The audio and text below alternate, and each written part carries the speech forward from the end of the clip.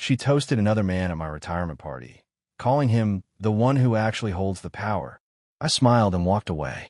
By 7:14 a.m., her boss's company was collapsing. By noon, my son lost his scholarship. By evening, I discovered she'd been selling our secrets for crypto. Then I found out what really happened the day our daughter died. My name is Elliot Brennan. I'm 52 years old, 23 years running Brennan Logistics Solutions in Seattle, 19 years married to Vanessa, and 20 years raising 2 kids, one of whom we buried 5 years ago this March. Her name was Lily. She was 15. Tonight was supposed to be my retirement party. Vanessa planned it. String lights in a backyard, catered salmon, 100 guests. She wore red, a dress I'd never seen before, and moved through the crowd like she owned it. She'd been the liaison between my company and our biggest partner, Hammond Supply Chain Systems, for 5 years. The role gave her purpose after Lily died. I was glad she had it, or so I thought. The toast came at 9:30. Vanessa tapped her glass, and the garden went quiet. "I want to thank everyone for coming tonight," she said, smiling. "Elliot's worked so hard for so long, but I also want to recognize someone else, someone who's been instrumental in keeping this partnership strong." My chest tightened. "Tyler Hammond," she said, turning toward him. Mid-30s, navy suit, easy grin. "To the man who actually holds the power. Thank you, Tyler."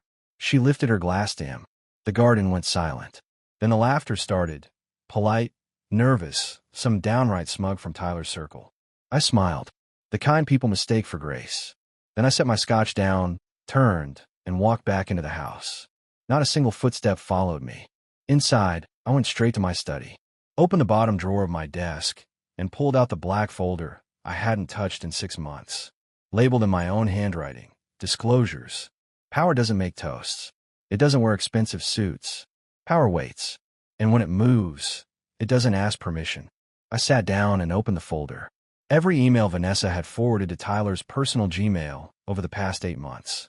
Every FYI, and for context, that had slowly bled our strategic advantage to Hammond Supply Chain. Every breach of Clause 9.3 she didn't even know she was committing. I logged into the mirror inbox I'd created months ago, linked to Vanessa's company account. Completely legal. Completely invisible. I began drafting the email. Subject: violation of Joint Partnership Integrity Clause. Immediate review recommended. Attached: a 37-page PDF. Every violation, time-stamped, cross-referenced. Recipient: the Compliance Subcommittee at Hammond Supply Chain. The same board that had no idea their CEO had been sleeping with a married woman while receiving intel that should have triggered every alarm. I didn't hit send. I scheduled it for 7:14 a.m. Monday morning, the exact time I used to wake up for work. Outside, someone laughed. Might have been Vanessa. Might have been Tyler. I thought about Lily. About the last conversation we had before the accident. She said I loved my company more than I loved her. I told her that wasn't true, that I was building something for her future. She died 3 days later. Vanessa blamed me. Maybe she was right. I closed the laptop. The scheduled email sat in the outbox, a ticking clock neither of them could hear. Tomorrow morning, the power would shift, and this time it would be mine.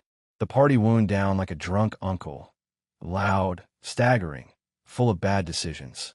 Most guests left by 10. A few lingered around the fire pit, their laughter drifting through the cracked patio door, just loud enough to remind me I wasn't part of any real conversation tonight. I stayed in my study, lights off, staring at the screen. The folder sat open on my desk. 37 pages of documentation, each one a small detonation waiting to happen. But as I scrolled through the exhibits again, something else caught my eye. Something I'd flagged weeks ago, but hadn't fully processed until now. A transaction record, buried in Vanessa's personal bank statements, the ones I still had access to from our joint accounts. A series of deposits over the past 8 months. Always the same amounts: 5,000, 10,000, 15,000. Never consistent enough to establish a pattern, but frequent enough to add up. $183,000. I cross-referenced the dates with the emails she'd sent Tyler. Every deposit came within 48 hours of a major document transfer. Market entry plans, competitor analysis, revenue forecast for Q3 and Q4. She wasn't just having an affair. She was selling our company's intelligence. My hands tightened on the edge of the desk. This wasn't about romance or feeling appreciated or whatever bullshit justification she'd probably rehearsed in her head. This was transactional, cold, calculated. I pulled up the cryptocurrency wallet address I'd found in her browser history last month. She'd been sloppy, left it open on her laptop one morning when she rushed out for a meeting. The wallet showed incoming transfers matching the exact amounts in her bank account. Payments from an anonymous sender, routed through 3 different exchanges to obscure the origin. But I traced it. Took me 2 weeks and a contact in the fintech world who owed me a favor, but I traced it. The source, a shell company registered in Delaware. Owner of record, Hammond Supply Chain Systems. Tyler had been paying her. Not with company funds, that would have been too obvious, but through a subsidiary buried so deep in their corporate structure that even their own board probably didn't know it existed. I leaned back in my chair, staring at the ceiling. This changed everything. What I thought was a betrayal driven by ego and emotion was actually corporate espionage. And that meant the evidence I compiled wasn't just about Clause 9.3 anymore. It was about fraud, about deliberate theft of proprietary information that had cost us contracts, clients, and millions in lost revenue. I opened a new document and started cataloging the financial trail. Every deposit, every corresponding email, every piece of data Vanessa had leaked that directly benefited Hammond's negotiations with our mutual clients. Then I found it. The smoking gun. 6 months ago, we lost a major contract with a retail logistics firm based in Portland. They'd been our client for 8 years. Then suddenly, without warning, they switched to Hammond Supply Chain. At the time, our sales team couldn't figure out why. We'd offered better rates, better service, better everything. Now I knew. 2 weeks before the client jumped ship, Vanessa had forwarded Tyler our entire pricing structure for that account.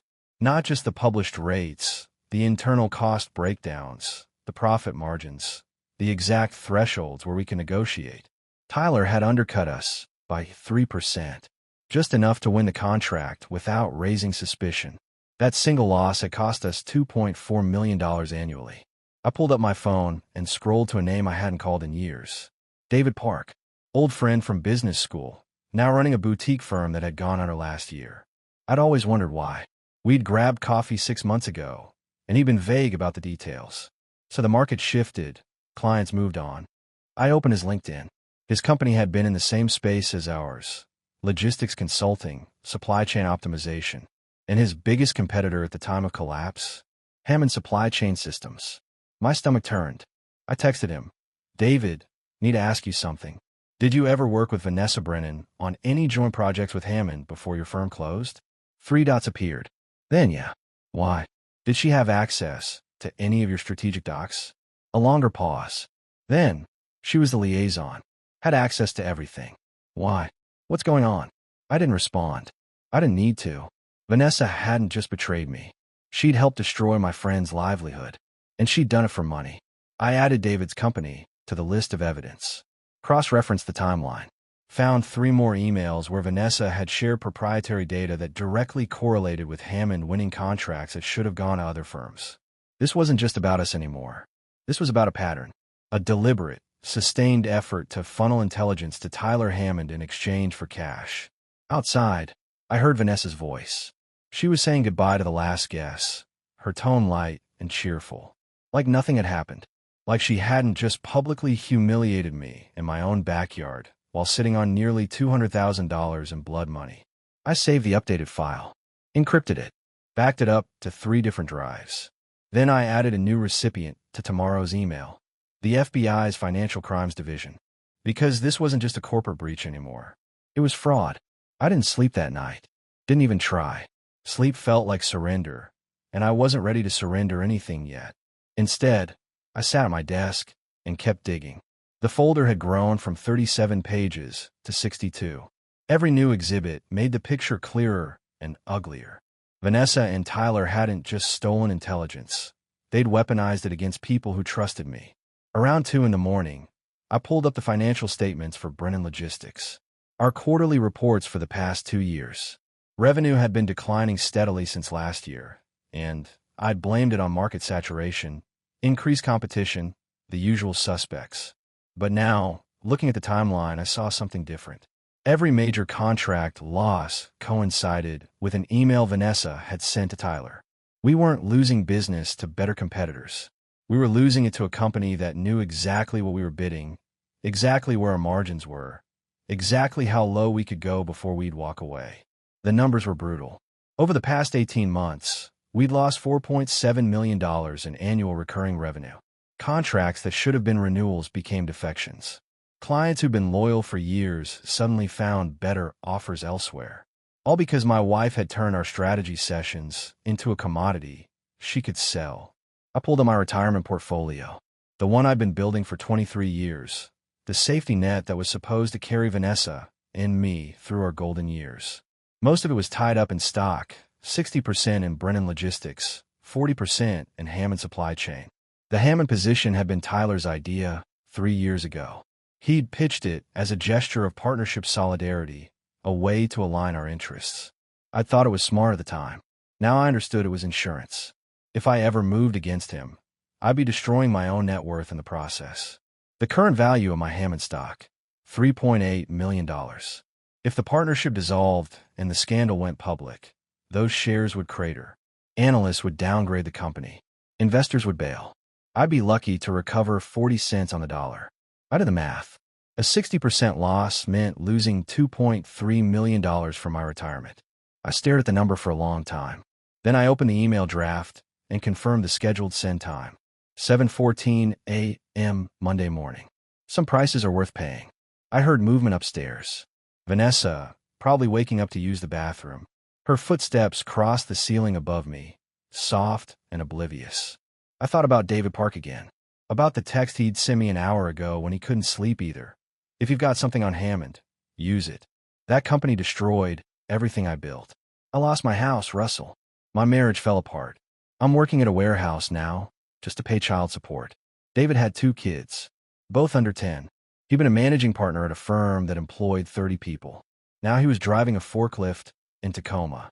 Because Vanessa had handed Tyler the keys to his entire business strategy, I added David's story to the email, not as an exhibit, as context, a real-world consequence of what corporate espionage actually looked like when it landed on someone's life.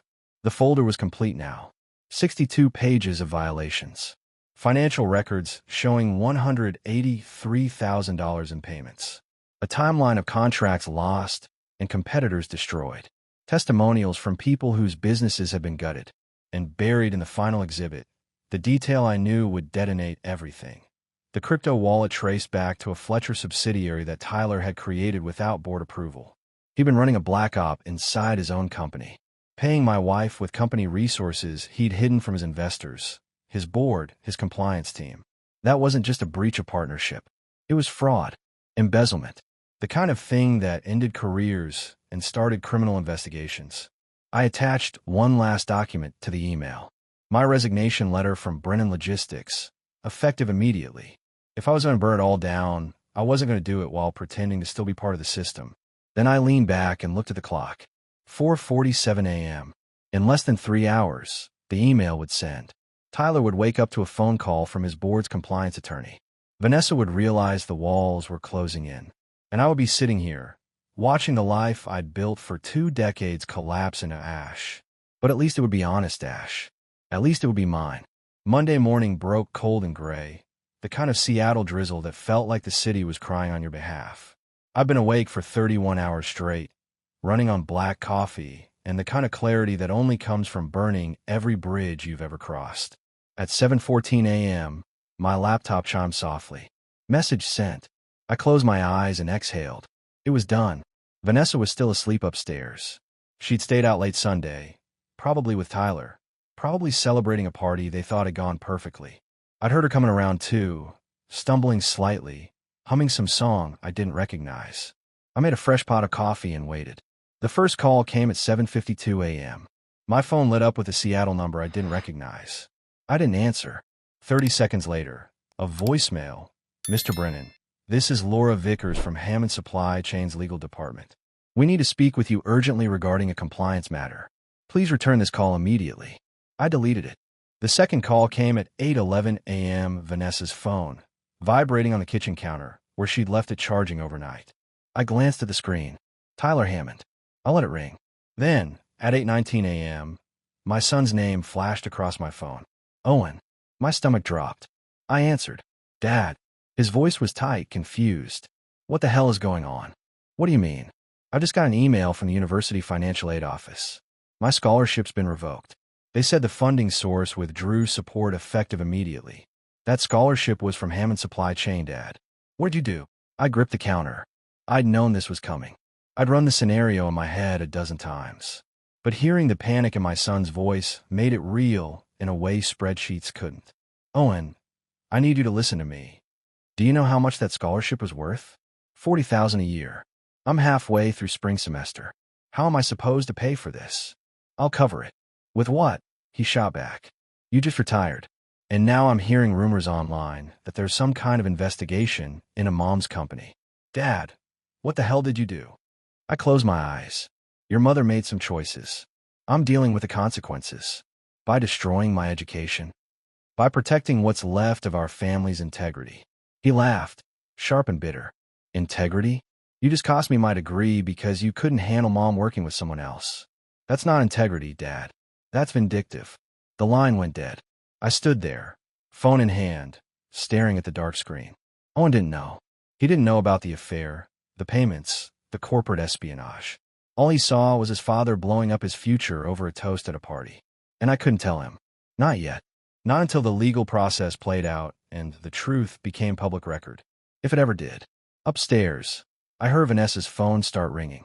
Then her footsteps, fast and urgent. She answered on the second ring. Tyler.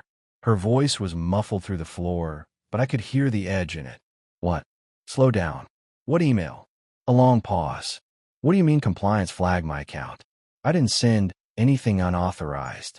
Tyler, what the hell is happening? Another pause, longer this time. Then, he wouldn't. Elliot wouldn't do that.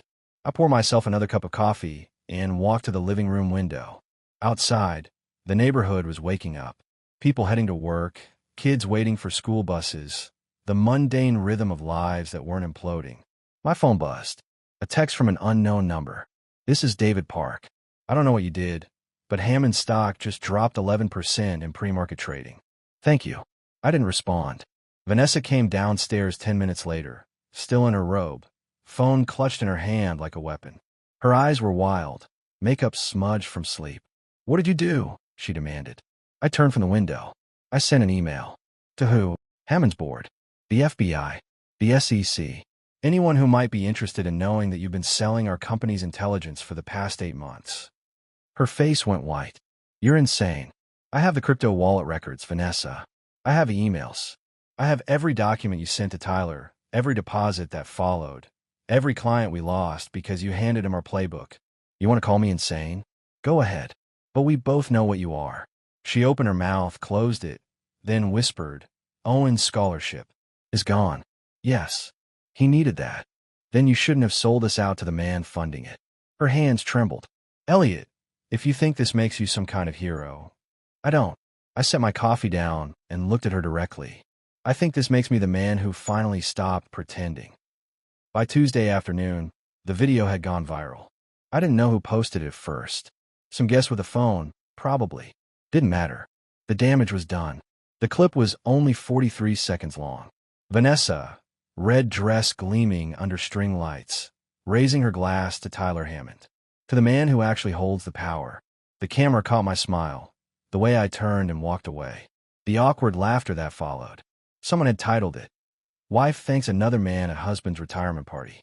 2.3 million views in 18 hours. The comment section was a war zone. Half the people called me a controlling husband who couldn't handle his wife having a career. The other half called Vanessa everything from a gold digger to worse. A few astute observers noted that Hammond Supply Chain stock had dropped 14% Monday morning and connected the dots. My phone hadn't stopped buzzing. Reporters, former colleagues, distant relatives I hadn't spoken to in years. Everyone wanted a statement, an explanation, a piece of the story. I turned it off. Vanessa, meanwhile, had barricaded herself in the guest bedroom. I heard her on the phone constantly, her voice rising and falling in waves of panic and fury. Lawyers, probably. Maybe her sister. Definitely not Tyler. His attorney had sent her a cease and desist letter Monday evening, instructing her not to contact him regarding any business matters. Wednesday morning, she came downstairs with a laptop and a look of grim determination. "I need to show you something," she said. I was at the kitchen table, reading the Seattle Times coverage of Hammond's stock collapse. "I'm busy. Elliot, please. Just look." She turned the laptop toward me. On the screen was an email thread I recognized. Messages between her and Tyler. But there was one I hadn't seen before. The subject line, baby plans. My blood went cold. I scrolled through the exchange. It was dated 6 months ago. "Tyler, have you thought more about what we discussed?" "Vanessa, I stopped taking the pills 2 weeks ago. Didn't tell Elliot. He wouldn't understand." "Tyler, good. I want this. I want us to have something that's ours." "Vanessa, me too. A fresh start. Something that isn't tainted by everything that happened with Lily." I looked up at her. She was pale, her hands trembling. "You were trying to get pregnant," I said slowly. "With him." She nodded, eyes glistening. "I didn't think you'd find that." "How long?" 6 months. Maybe longer. I don't know anymore." "And if you'd gotten pregnant? What was the plan?" "Pass it off as mine." She didn't answer. I pushed the laptop back toward her. "Get out of my sight." "Elliot, I know this looks." I said get out. She grabbed the laptop and fled upstairs. I sat there, hands flat on the table, trying to process what I just read. She hadn't just betrayed me with an affair. She tried to create a child with another man while still living under my roof, still wearing my ring, still pretending we had a marriage. That evening, I got a call from my sister, Jennifer. "I need you to buy out my share of the boutique," she said without preamble. "What?" "The business I co-own with Vanessa. I can't do this anymore. Elliot, the scandal's killing us. We've had 3 vendors pull contracts this week. Customers are leaving reviews, calling us homewreckers. I've got $80,000 tied up in that place, and I need out before it's worth nothing." "Jennifer, I don't have 80,000 liquid right now. Them are closing it," she said flatly, "because I'm not staying in business with a woman who tried to destroy my brother's life. Figure it out, Elliot. You've got 2 weeks." She hung up. I called my bank. My liquidity was limited. Most of my assets were in stock or tied up in retirement accounts. Pulling 80,000 would mean selling Hammond shares at a massive loss or liquidating funds early with penalties. I did the math. Either way, I'd lose another 120,000 minimum. But Jennifer was right. Vanessa had poisoned everything she touched. If the boutique survived, it would only be because I'd funded my own betrayal. I authorized the withdrawal. Thursday morning, my mother called. "Elliot Michael Brennan," she said, using my full name like I was 12. "What on earth have you done?" "Hi, Mom." "Don't hi Mom me. I just got off the phone with Vanessa. She's devastated. She said you've frozen her out, filed for divorce without even trying counseling, destroyed her career over a misunderstanding." "A misunderstanding." She made a toast at a party. "Elliot, that's all. You're acting like she committed treason." "She committed fraud, Mom. Corporate espionage. She sold our company's intelligence to a competitor for nearly $200,000 in cryptocurrency. That's not a misunderstanding." Silence on the other end. "Then, I don't believe that. I have the bank records, the emails, the crypto wallet, all of it. Vanessa wouldn't do that." "She did." My mother's voice hardened. "You know, your father made mistakes too. But I forgave him. That's what marriage is, Elliot. Forgiveness." "What mistakes?" Another pause. "That's not important now." "Mom, what mistakes?" She sighed. "Your father had an affair. 38 years ago. I found out, we went to counseling, and we moved past it. We had 35 more happy years together because I chose grace over bitterness. I felt like I'd been punched. Dad cheated on you. Once. He was young, stupid, under pressure. But he came back, and we rebuilt. That's what you're supposed to do. Vanessa didn't just cheat, Mom. She tried to get pregnant with another man. She sold company secrets. She helped destroy people's lives for money. And you're destroying your son's education and your sister's business because you can't forgive. Where does that leave you, Elliot?" I had no answer. She hung up. By Friday, the walls had closed in completely. Owen hadn't returned my calls. Jennifer was demanding her buyout by end of week. My mother had sent me a long email about the sanctity of marriage and the sin of pride. And Vanessa had hired a lawyer who'd sent me a letter threatening legal action for marital sabotage and intentional infliction of emotional distress. I sat in my study, surrounded by documents, and wondered if I'd made the right choice. The knock on the door came at noon. I opened it to find a woman in a gray pantsuit, mid-40s, carrying a briefcase. Elliot Brennan? Yes. I'm Agent Sarah Vance, FBI Financial Crimes Division. May I come in? I stepped aside. She sat on the couch and pulled out a tablet. I've reviewed the materials you submitted Monday regarding the alleged financial fraud involving Vanessa Brennan and Tyler Hammond. I have some follow-up questions. For the next 2 hours, I walked her through everything. The emails, the crypto payments, the timeline of contract losses, the connection to David Park's company collapse. She took notes, asked clarifying questions, and showed no emotion. When I finished, she said, "This is compelling evidence. However, I need to inform you that pursuing this will likely result in criminal charges against your wife. I understand. It will also likely trigger a broader investigation into your company's handling of confidential information. Your business practices will be scrutinized, your partnership agreements dissected, your own conduct examined." I expected that. She studied me. "Mr. Brennan, in my experience, most people in your position want revenge more than justice. They want to hurt the person who hurt them. But what they don't anticipate is how much it hurts them in return. Are you prepared for that?" I thought about Owen's voice on the phone, bitter and betrayed.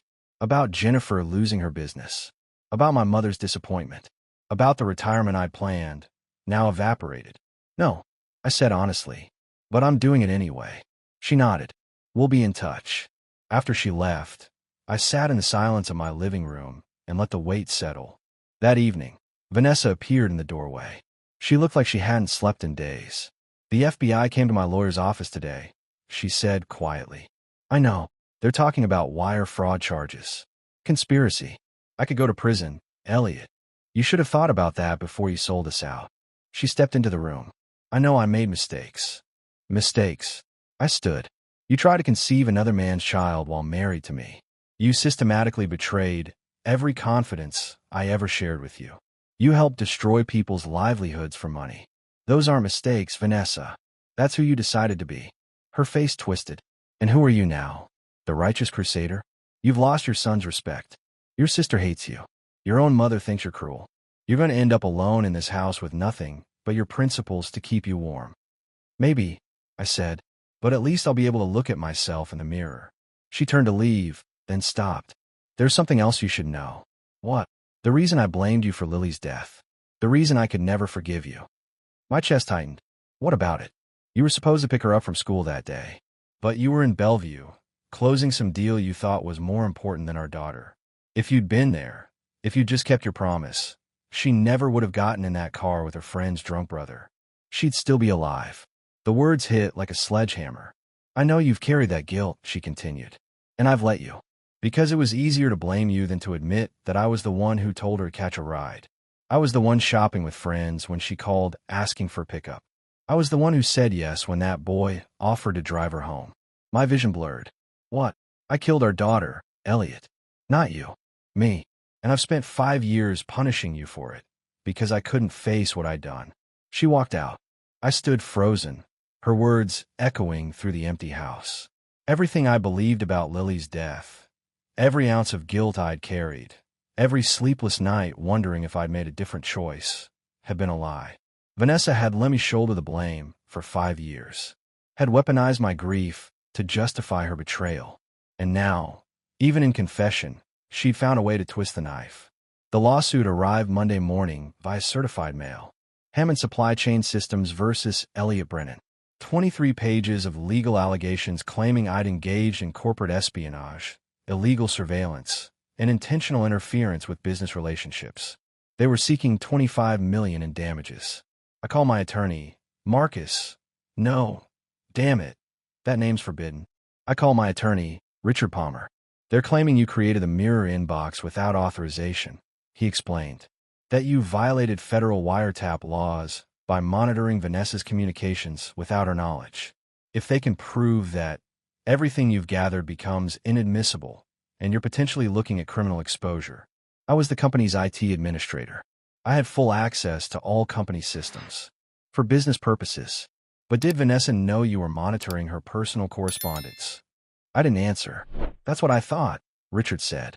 We need to talk about settlement. No. Elliot, listen to me. If this goes to trial and a judge rules against you, you could lose everything. Your house, your savings, your freedom.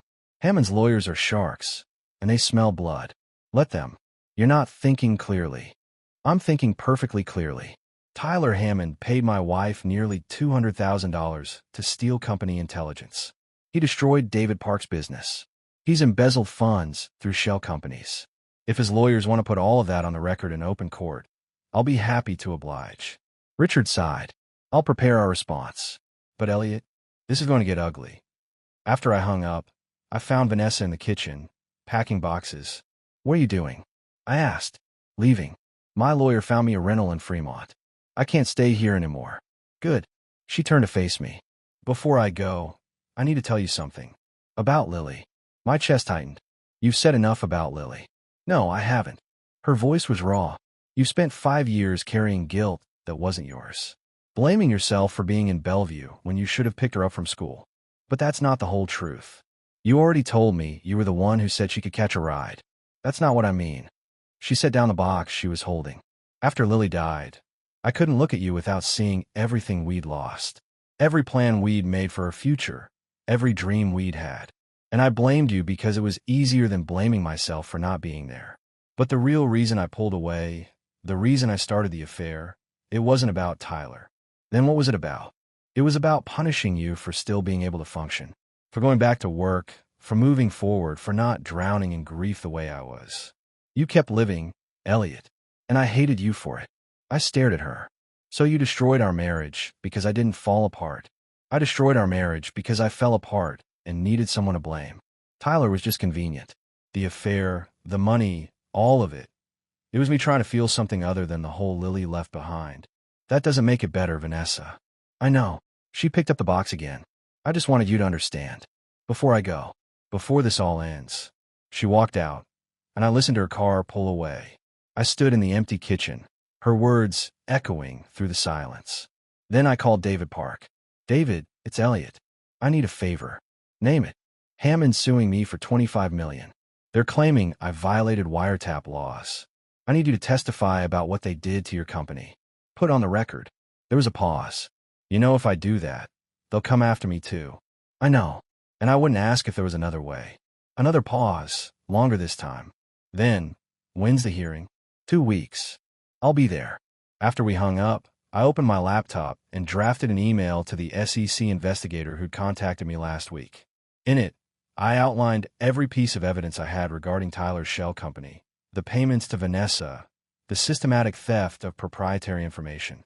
Then I added something new, a list of every other company that had lost major contracts to Hammond over the past 3 years. 8 firms in total, including David's. I attached financial records showing the correlation between those contract losses and suspicious activity in Hammond's corporate filings. Subject line, pattern of fraudulent business practices, expanded evidence. I hit send. If Tyler wanted a war, I'd give him one. But it wouldn't be fought in the shadows anymore. It would be public, documented, and permanent. The hearing was set for March 15th, 2 weeks after the lawsuit landed.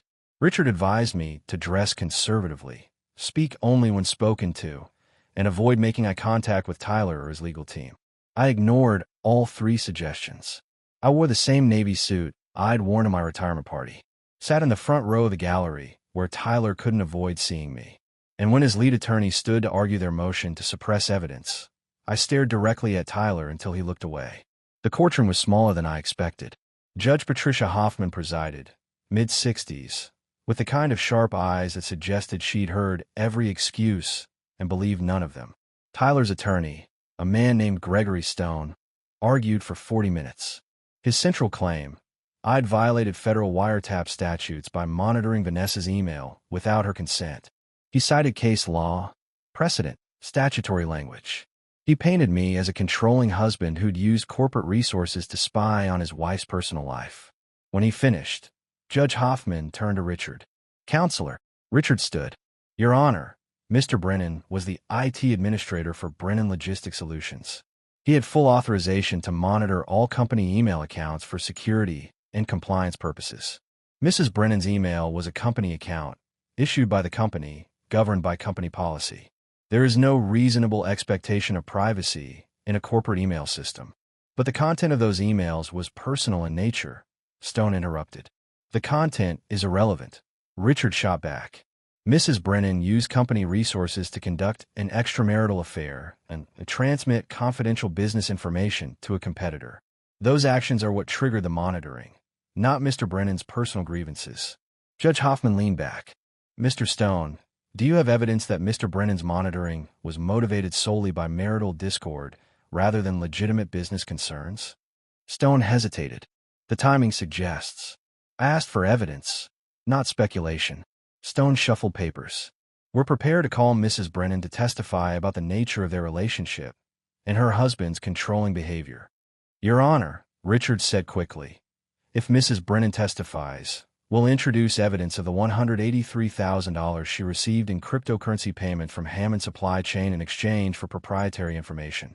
We'll also call witnesses whose businesses were destroyed by intelligence she provided. This isn't a domestic dispute. It's a criminal conspiracy. The courtroom went silent. Judge Hoffman looked at Stone. Do you wish to proceed with calling Mrs. Brennan? Stone glanced at Tyler, who shook his head almost imperceptibly. No, Your Honor. Then I'm denying your motion to suppress, Judge Hoffman said. The evidence was obtained through legitimate business monitoring. Whatever marital issues exist between Mr. and Mrs. Brennan are separate from the question of corporate malfeasance. Motion denied. We'll reconvene in 30 days for a full hearing on the merits. She banged her gavel. Tyler stood abruptly and left the courtroom without looking at me. Outside, Richard clapped me on the shoulder. That was closer than I'd like, but we won the first round. What happens now? Now they try to settle. They know if this goes to full trial, everything comes out. The payments, the fraud, all of it. They'll offer you money to make it go away quietly. And if I refuse, then we go to war. That evening, I got a call from an unknown number. Mr. Brennan, this is Jessica Hartwell, Compliance Director at the SEC. We've reviewed your supplemental filing regarding Hammond Supply Chain. I wanted to inform you that we're opening a formal investigation into their corporate practices. We'll need you to sit for a deposition within the next 2 weeks. I'll be there. One more thing. We've identified irregularities in at least 6 other companies that lost major contracts to Hammond over the past 3 years. Your evidence suggests a pattern of systematic fraud. If our investigation confirms that, this could result in criminal referrals. I closed my eyes. Thank you. After we hung up, I sat on my porch and watched the rain fall over Seattle. Somewhere across the city, Tyler Hammond was probably getting the same phone call from his own attorney, learning that the SEC was coming for him, realizing that the empire he'd built on stolen intelligence was about to collapse. I didn't feel victorious. I felt tired, but I also felt something else. Something I hadn't felt in 5 years. Honest. The SEC investigation moved faster than anyone expected. By April, federal agents had executed search warrants on Hammond Supply Chain's headquarters in Bellevue. They seized servers, financial records, 3 years of communications logs. Tyler's shell company in Delaware was exposed. The cryptocurrency payments traced back to corporate accounts he'd hidden from his own board. The systematic fraud documented across 8 victim companies. The press coverage was relentless. Seattle Tech CEO accused of multi-million-dollar espionage scheme. Headlines like that don't fade quietly, and Tyler's face was plastered across every business publication in the Pacific Northwest. Hammond stock collapsed, down 63% in 2 weeks. Institutional investors bailed. The board held an emergency session and voted unanimously to remove Tyler as CEO. They launched their own internal investigation, trying to salvage what remained of the company's reputation. Criminal charges followed: wire fraud, conspiracy, embezzlement of corporate funds. The indictment was 47 pages long. Tyler's attorney reached out to Richard with a settlement offer in May. Drop the civil suit, and Tyler would cooperate with federal prosecutors in exchange for a reduced sentence. They offered me $2 million to make it all go away, quietly. I refused. Let him face everything he did. I told Richard. No deals. No settlements. I want this on the record. Vanessa's situation was more complicated. The FBI offered her immunity in exchange for testimony against Tyler. Her lawyer advised her to take it. She did. I watched her testify in June. She looked smaller, somehow diminished. The red dress confidence was gone, replaced by a gray pantsuit and trembling hands. She detailed every payment, every leaked document, every meeting where she and Tyler had coordinated their strategy. The jury looked at her with contempt. Not sympathy, contempt. The divorce finalized the same week. The employment contract I'd written years ago was airtight. Breach of confidentiality voided all spousal claims, all community property rights. She walked out of the courtroom with nothing but her car and whatever personal items she'd taken to Fremont. She moved back to her parents' house in Spokane 2 weeks later. I heard this from Owen, who'd driven up to help her pack. Jennifer's boutique closed in July. The scandal had poisoned the business. Vendors pulled contracts. Customers stopped coming. She couldn't afford the buyout I'd offered, and without Vanessa's financial contribution, the lease became unsustainable. She sent me a text. I hoped destroying her was worth losing me too. I didn't respond. Owen came home in late July, between his junior and senior year. We sat on the back porch where the party had been, drinking beer in uncomfortable silence while the Seattle twilight settled around us. "I'm sorry," he said finally, "for what I said on the phone. For thinking you did this out of spite. You didn't know the whole story. I should have trusted you." He stared at his beer bottle. "Mom called me last week. From Spokane." She sounded completely lost. Like she doesn't know who she is anymore. "She made her choices." "I know. But she's still my mom, you know. Does it make me disloyal if I still care about her?" "No," I said quietly. "It makes you a better person than I am." He shook his head. "You paid for my entire year when the scholarship disappeared. $40,000 you didn't have to spend. You could have let me drop out. Could have let Tyler's revenge hit me too. But you didn't. You earned that degree, Owen. I wasn't going to let him take it from you." We sat in silence for a while, listening to the distant sound of traffic on I-5. "What happens now?" he asked. "With you, I mean." I looked out at the garden, still recovering from the party that had destroyed everything. The roses were growing back, fuller than before. The fountain ran clear again. "I rebuild," I said. "Smaller, quieter, maybe some consulting work, maybe nothing for a while. Sounds lonely, maybe, but it's honest. And honest is something I haven't been able to say about my life in a long time." He nodded, understanding more than I'd given him credit for. "For what it's worth, Dad, I think you did the right thing." 18 months after the party, I stood in the same garden where everything had fallen apart. The roses had grown back fuller, wilder. The fountain ran clear, its gentle splashing the only sound besides wine through the trees. The string lights were gone. I'd taken them down myself the week after Vanessa left. What remained was just open sky and the honest simplicity of nature reclaiming what had been too carefully manicured. Tyler Hammond was in the second year of a 7-year sentence at a federal facility in Sheridan, Oregon. The trial had lasted 3 weeks. Prosecutors had presented every email, every payment, every destroyed business in excruciating detail. The jury deliberated for 4 hours before returning guilty verdicts on all counts. His empire was gone. Hammond's supply chain had filed for bankruptcy protection 6 months after his conviction. The investors had scattered. The employees, over 300 of them, had lost their jobs. I felt responsible for that sometimes. Then I'd remember the 8 companies Tyler had destroyed, the hundreds of other jobs he'd eliminated through fraud, and the responsibility would shift back where it belonged. Vanessa never went to prison. Her immunity deal held, but her life had collapsed anyway. According to Owen, she was working retail in Spokane, living with her parents at 45, trying to rebuild from absolute zero. Her name was toxic in the business world. No company would touch her. Owen had told me she'd asked about me once. Wanted to know if I was happy. He said he told her he didn't know. The truth was more complicated than happy or unhappy. I'd sold Brennan Logistics to a private equity firm in Boston for a decent price, considering the scandal. Enough to live comfortably, invest conservatively, and ensure Owen graduated debt-free. I didn't miss running the company. Didn't miss the stress, the politics, the constant pressure to grow. What I missed was the version of myself who believed hard work and loyalty would be rewarded with loyalty in return. That man was gone. In his place was someone harder, clearer, less willing to trust appearances. David Park had testified at Tyler's trial, stood on that witness stand and detailed how Hammond had stolen his business model, undercut his pricing, and systematically destroyed everything he'd built. The jury had listened in silence, and I'd seen several of them glance at Tyler with disgust. David and I had coffee once a month now. He'd found work at a logistics startup in Tacoma, was slowly rebuilding. We didn't talk about the trial much anymore.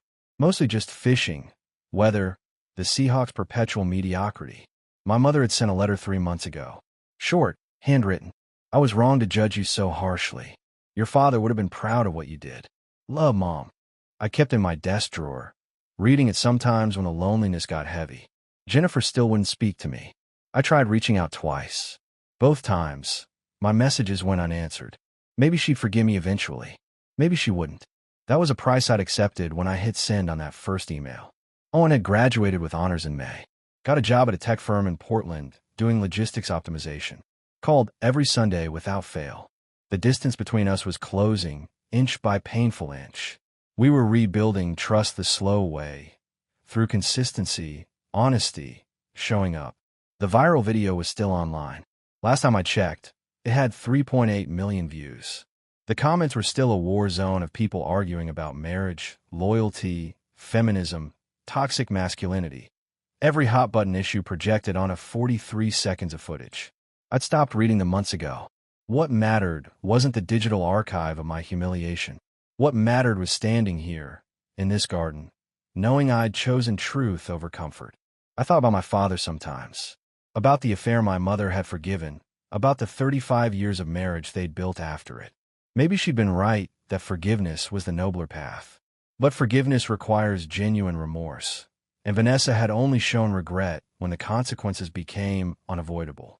That's not the same thing. I'd lost my wife, my sister, parts of my relationship with my son. I'd lost the retirement I planned, the comfortable future I'd envisioned. The cost had been brutal and comprehensive. But I'd gained something too, the ability to look in the mirror without flinching. The knowledge that when everything collapsed, I hadn't compromised so I was to make it easier. Some men spend their whole lives pretending, building empires on foundations they know are rotting, smiling through toasts that gut them, accepting betrayals because exposing them costs too much. I'd been one of those men for too long. The evening settled over Seattle, gray and cool. I walked back into the house, my house, paid for and mine. The silence inside was my own. No more performances. No more pretending. Just the quiet truth of a life rebuilt on solid ground.